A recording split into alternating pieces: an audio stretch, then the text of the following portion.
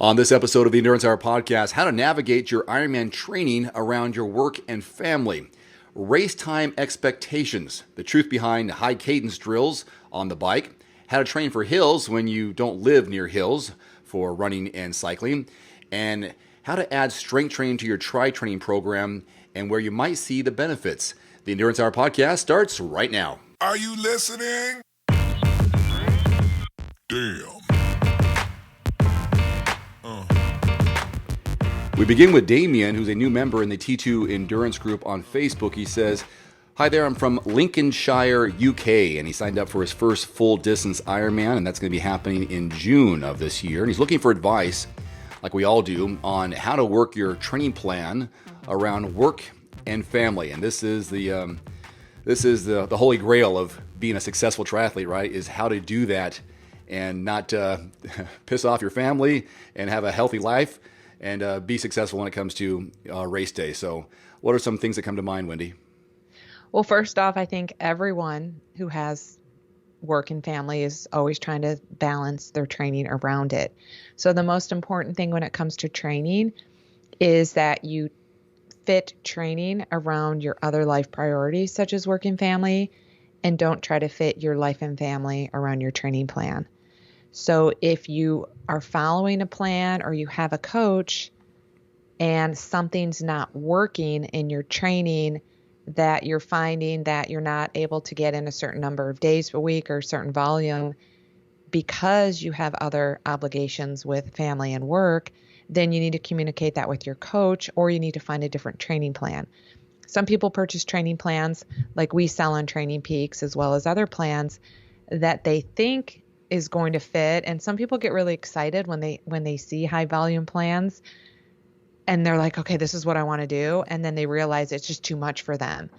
And so it's important to find that plan. And it's also important to know how to adjust and make modifications. You may have good intentions to get that workout in for the day, and then your kid gets sick, or you have to stay late or go in early for work. Mm-hmm. So having the knowledge and the background to know to say, okay, I had an hour workout planned, and it's okay to just do 30 minutes if you only have 30 minutes. Mm-hmm. And it's okay to not do that intensity of that key workout on Tuesday, move it to Wednesday or Thursday. So having the flexibility and the knowledge to know that it's okay to adjust workouts and adapt when you have life and family obligations. And that's something that we actually talk about in the training plans that we sell on Training Peaks. We have our weekly or monthly videos, and we talk about how to best reorganize the plan to kind of help fit your schedule. Mm-hmm. It's kind of hard for both of us, I'm sure, is to recall what it was like training for the first full distance. And there's a lot of things you just don't know. And you're scared, if I don't do this workout, what does it mean? You don't know what you don't know. And I got this plan. Right. I've got to go so many hours. What if I don't? Will I finish? And so there's a lot of, I guess, fear of the unknowns for someone like Damien, who's doing his first full in less than 6 months. And something that we talked about, again, depending on what he means by family, I'm assuming he has kids. Maybe the kids are old enough. A lot of triathletes will have their kids ride the bikes while they're running. Mm-hmm. So they're doing their activity together. Or you take your kids to the gym, so you get them involved in an activity of some sort at the gym you go to while you're doing your training. Or while their kids are in swim lessons, they're getting their swim workout in. Or while their kids are, at their softball or baseball, they're getting their run in. And so trying to manage the training around other kid activities, if that's the problem or if that's the situation. And as much as athletes don't always like it, getting up at 4 a.m, trying to get your workout in while the kids and the spouse are sleeping. That's probably the number one thing that I hear other athletes doing is the early morning workouts. So when they get off work, mm-hmm. they can come home and be with family instead of trying to squeeze that late night workout in when they haven't seen their family all day because they've been at work. So it definitely depends on the situation, the work schedule, and what type of family, kids, ages, and all that. Yeah, it's so overwhelming when you first think that not only do you have to do the 140.6 miles, but I got to get up early and swim on this day. And you can see your schedule for the full week going, oh my gosh, I've got so many hours that I have to exercise and then go to work and then hopefully not be tired and be present. And I like what you said here, and I do this too. I've done this, is where you backfill your schedule with your workouts. So, family, work, and then you place in your workouts. Where can they best fit the life to where it doesn't interrupt too much, and you have good communication with your spouse and your family. Like, hey, this is when mom or dad is planning to do this, so in a way, respect their time that they are setting aside. They got to be on the bike for 4 hours. Let them be. Don't interrupt. Don't make them feel guilty. And there's some things that if you're a non-triathlete, it's your first time, you're maybe wondering if you're the spouse or the partner, like, why are you having to do so much exercise, or why you're always doing this? You got to put in the miles. You got to put in the base. So it can be tough if they don't understand what you're trying to do. Yeah, and that's definitely the communication with the family and your boss. Mm-hmm. And knowing that the main thing, especially your first Ironman, is you should be going to finish. And so the key workouts to finish become that long ride, that long run, which are generally on the weekends for most people. Mm-hmm. And so if you have to skip a shorter workout during the week, don't sweat it. Just let it go, and just try to prioritize the longer rides, the longer runs. Something you can do is, if you have a trainer or a treadmill, you can do half your run indoors at home when you're at home with the family, and then you can do half your ride outdoors, or split it up in some way. Maybe you have to do, maybe speaking of that 4-hour ride, you have to do a couple hours in the morning before the kids wake up, and a couple hours in the evening when they go to bed. And so there's definitely a lot of options, and the communication comes into play with your family, as well as if you have a coach that's giving you these workouts, making sure you're communicating with them about what's working and what's not. Yeah, and your goal is to finish the race as your first, which kind of ties into the next question from Keith here. He purchased our beginner Olympic plan on Training Peaks. He's training for something called the Half Moon Bay Olympic on April 10th. This is going to be his first Olympic distance. He did a sprint a couple of years ago. He did pretty good, he said. Now, because of the increase in distance, he wanted to take a much more systematic approach to his training and technique development. He says he really likes our program because it has both of those, and he especially likes the videos that we have. So thank you, Keith. We put a lot of time into that. Currently, I would assess myself as having a decent baseline fitness level, with the caveat of having some excess holiday pounds on you. You're not alone, Keith. What would be a good goal for a finishing time? And I know it's a one-word answer from you, isn't it? It just depends. It depends. That word "good" is so subjective. What might be good for you might not be good for someone else. And let's generalize here. A good time is, number one, whatever time it takes you to finish, where you're mentally and physically feeling that you pushed yourself to your limits, but you survived and you still feel really good, and you can finish with your arms up and a smile on your face. That's a good finish. But regarding time, and I had followed up with Keith on this question about really what good meant to him. Regarding the finish time, it just depends on your background and what your current fitness is.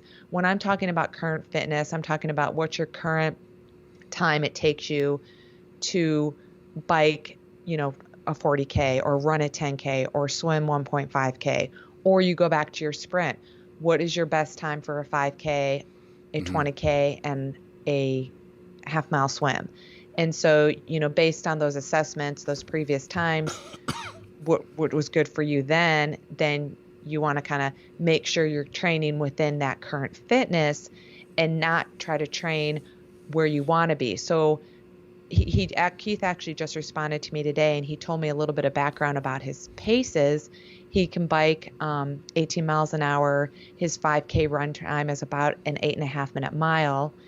And so based on that, you don't want to train to run a 7-minute mile right now when your best 5K is at an 8.5-minute mile. So you start to set some realistic goals for you, because what's good for you is good for you. So maybe you set a goal that you want to be running a 5K at maybe an 8 or an 8:15 per mile pace. That's a lot faster than what you're doing now. Maybe you want to bike, you want to go from 18 miles an hour up to 19 or 20 miles an hour. So you want to make sure that training plan is fit, and you're training at the right intensity, zones, whatever you want to call it, based on your current fitness, and continue to progress with distance and intensity to help you get closer to your time goal, which is always going to be limited by what the day brings weather-wise, and how your nutrition is, how your sleep is. So there's just a lot of factors involved in trying to be good. And with some of the programs, and I forget this one exactly, is the baseline testing you do for the swim, the bike, and the run to know what these times are. So as you're getting through the program, and he's still got a few months to go, he should have an idea, and anyone would have an idea, what's a realistic, quote, good time based on your training at the moment. What did I do? Would you look at your training log? How have I been doing my 5-mile runs or my 20-mile bike rides? What's my average been? And then you can probably do the math yourself and go, okay, I can only finish based on what I train like. You're never going to race faster than you train. It just doesn't happen. You train, and whatever those training times are is the best case scenario for the race. You'll know as you get closer. Right, and that's why you train, to give you that mental and physical confidence to know race day, and that preparation to know race day what you're capable of doing. I mean, like I already mentioned, the weather could get in your way, nutrition can get in your way, sleep can get in your way, you can get sick or injured. There's those factors involved, but based on what happens in those 12 weeks leading up to your race, you should have a pretty good idea, because you kept a training log. There's so many benefits to keeping a training log, because you trained according to the intensity, the details that were suggested for that day, that you know what you're going to do, and knowing what you're going to do is going to be good. You may not do what you did years and years and years ago, but let's do what you're capable of doing in the moment with this phase of training and this plan that you're following.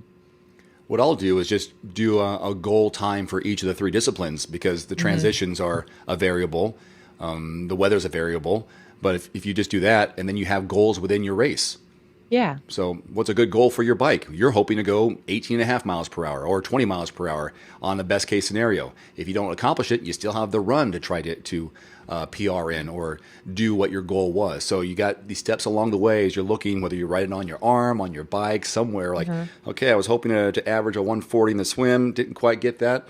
All right, let's go into transition. Let's stretch out a little bit. Let's relax. Okay, get in the bike. All right, here's my goal. Let's see how it progresses, how the bike progresses. Okay, I can reach it. Okay, I got it. Sweet, I got a little success here. All right, let's build this momentum, carry it into transition to have a good transition. Get hydration. Okay, let's do the run now. And then you can even break up the run into your, every 2 miles and find little successes within each element of the race. So a good finish time, I say throw it out the window because too many other factors and variables, but maybe break it down by, did I do well in the swim, in the bike, in the run, and then assess after it's over.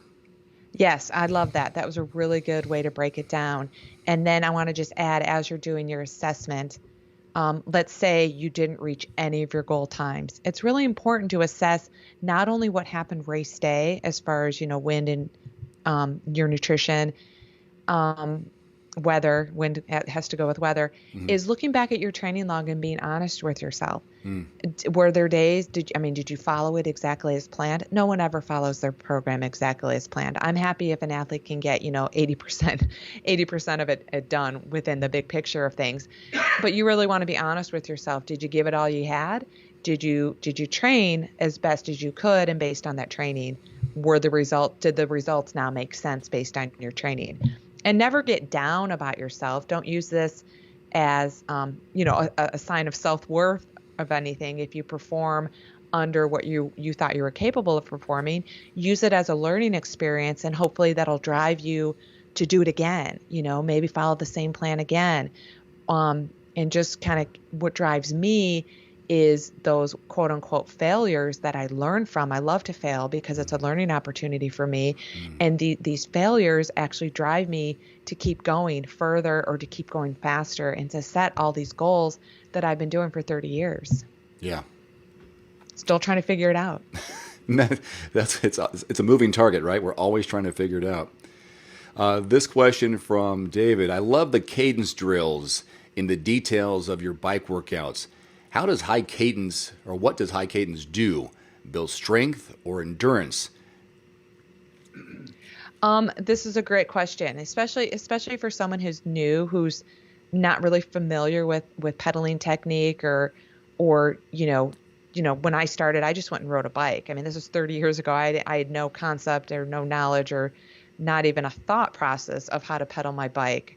And I was the typical beginner athlete that used to ride in the biggest gear and the very low cadence, and my legs would be dead and my heart and lungs would feel great. So there's a few things I want to talk about with cadence, high cadence is generally when you ride high cadence, that's going to increase your heart rate and your breathing rate. And when you're doing low cadence, that's going to be more musculature and it's going to fatigue your muscles before it fatigues your heart and lungs. And so to answer specifically your question, a high cadence is going to build more endurance, whereas low cadence is going to build more strength if done at the proper intensity range. So when you're doing cadence drills, you also want to take into account what your rate of perceived effort was, what your heart rate was, what your power was, what your pace was, to really help determine, was it building more endurance and strength, as well as endurance and strength go hand in hand. As you're building endurance, you're building strength. As you're building strength, you're building endurance. Mm-hmm.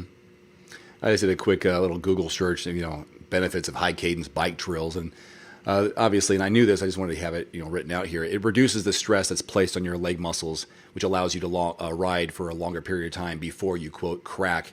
Second, it allows you to save your legs for the near term. For example, if you're doing this says here a 3-day stage race, then pedaling at a higher cadence can keep your legs fresher for the duration. So high cadence in a long distance triathlon, you're saving them for the run. And you're also, with a high cadence, you're simulating almost the similar turnover that you'll have on the run. So if you can maintain at 85 to 90, hopefully your run cadence is similar. So when you get off the bike, you kind of have the same feel to it. Exactly. And in the real world of racing or just riding outside, it's going to vary all over the place depending on the terrain. So in general, most triathletes are going to race at a 75 to 85 RPM range over the course of their triathlon, even a sprint up to an Ironman. And so it's important to do very low cadence ranges, those 50 to 60 RPMs, to build that strength and to get comfortable with riding uphill.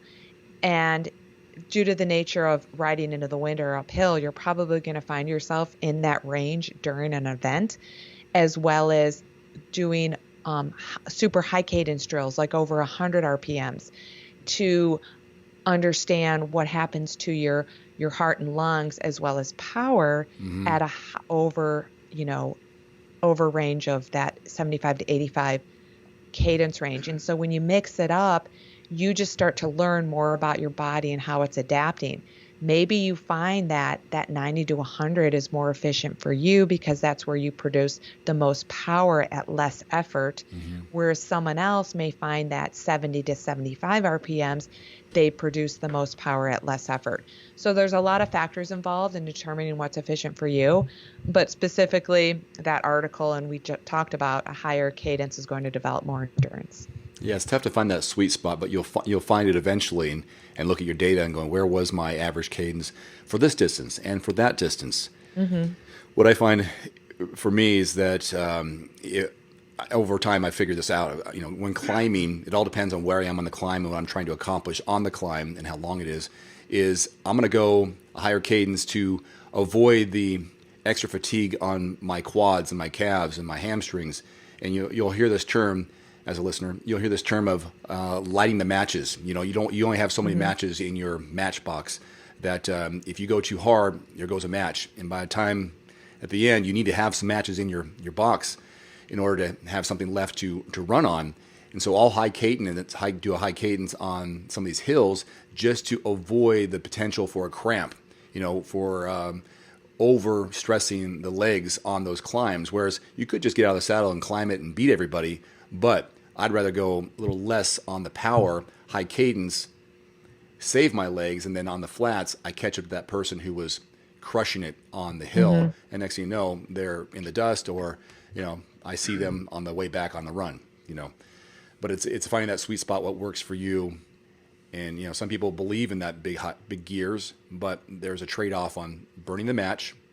You don't have much left, and speed in some cases. Next question. This one from Susan. Oh, this is a great one. I love this question. A lot of people have a hard time training for hills because of where they live. How would you recommend people train for the hills on the bike and run if you don't have hills where you live? Well, this kind of ties in with the question we just answered. Doing big gear drills, whether it's indoors or outdoors, put your gear in a big gear so your cadence is in that 50, 60, up to 70 RPM range, so you can simulate a hill at the right intensity. So, when I like to have athletes do these, I like to start them at a moderate zone 3 RPE 6 to 7. And then as they get closer to their events, I like to bump up, keep the RPMs the same and put them in more of a zone 4 RPE 8 to 9. And that the duration of these big gear intervals will start lower duration, and then they'll build with time and they'll build with intensity over the nature of the training plan. And then if you're running, if you have access to a treadmill, I like to keep the treadmill incline at about 4 to 6% to start with.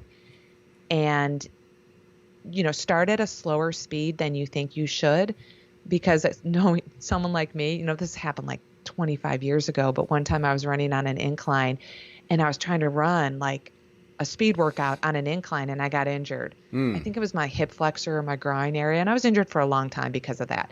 And I know I specifically got injured during that run and I had to stop because I wasn't familiar with what my speed would have been on that incline if I was doing it outside.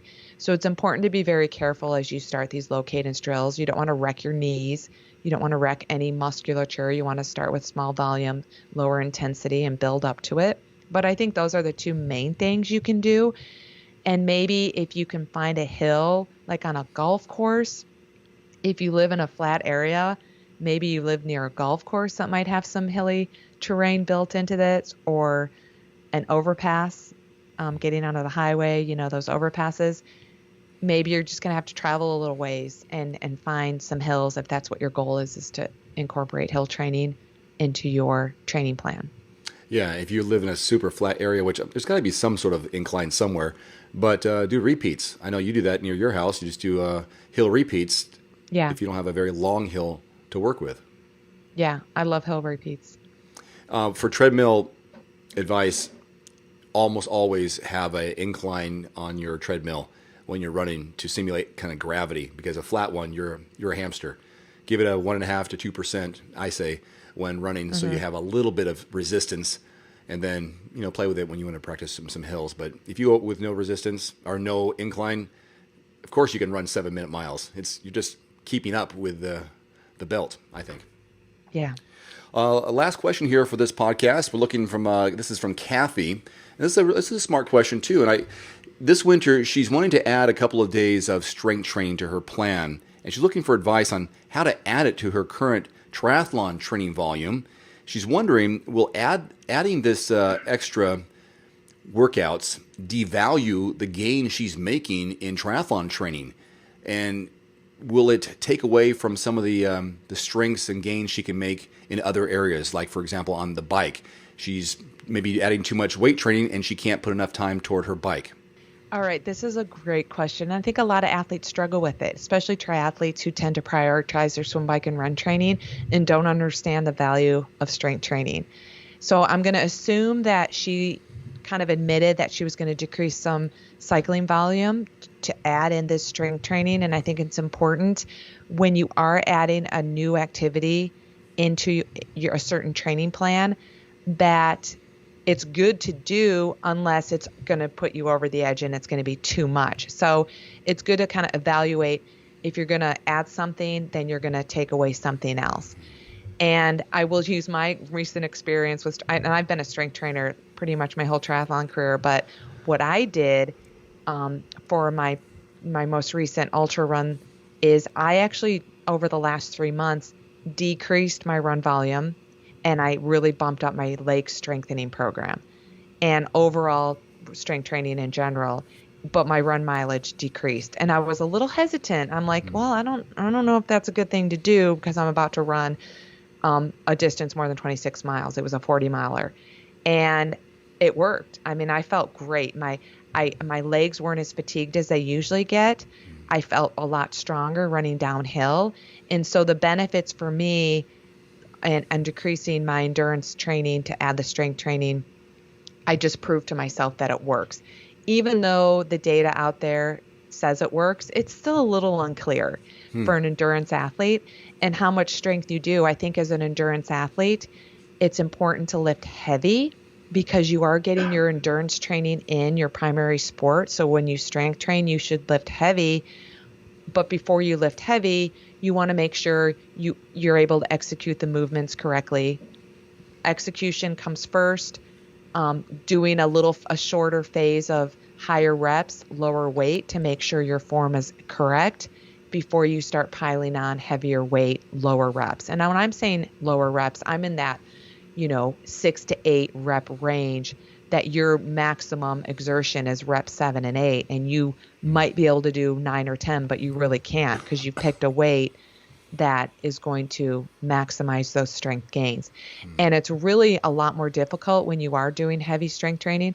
You do feel so much more fatigued in biking and running, but the benefits of it should pay off and you shouldn't lose any gains, which I'm not sure what gains you've had on the bike. You should still be strong on the bike. Do you know what percentage roughly you decreased your running volume and added the strength training for this ultra run?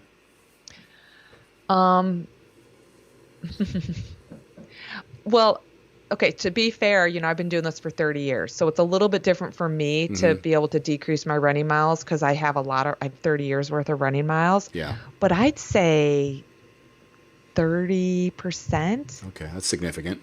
Yeah. Yeah. But I did just do Ironman Florida in November. So I kind of rested in November and started training in December and January for this 40-mile race that I just did. And so, there's a lot of factors that had happened, but my running for the last 2 months has been maybe 30 miles a week. And I just ran 40 miles in one day. Yeah. And so that was my goal, though. My goal, because I trained for a 50-miler May of 2021, during that 50-miler, I cut back on strength training to increase mileage, and it just kind of felt like it didn't work like I thought it was going to work. Like I fell apart during that event, and the elevation gain was very similar in both of these events. The location was the same. We were in the same type of mountains, and I just felt so much better. My legs just felt stronger, and I still do a lot of hip mobility and core stability movements, but doing heavy squats, I did deadlifts for the first time. But I think because my execution has always been off and I finally learned proper execution, that it just seemed to be like, okay, I was on the right track and I did the right thing. And I'm more confident going into my race in 2 months.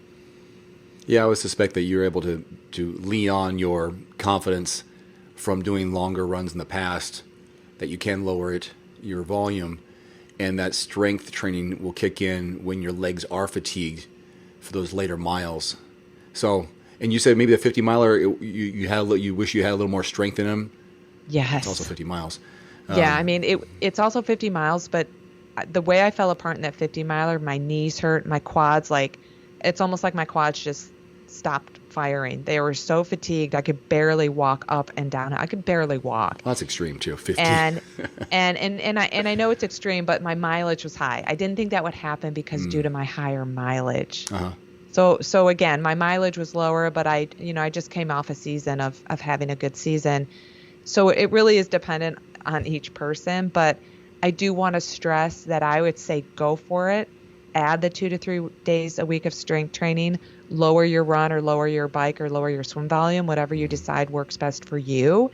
Give it a try. Keep log notes of how you're feeling. Keep log notes of what you're doing in the weight room as far as volume, reps, sets, movements, and then do your next event, and then you go back and you assess. Okay, did it work or didn't it work? And you want to know what you're looking about. What does it mean? Do you feel like the strength training helped? Do you feel like it didn't? There's a lot of factors involved in that. But if you have a coach, discuss it with your coach, or if you're in a Facebook group, or you can discuss this with someone.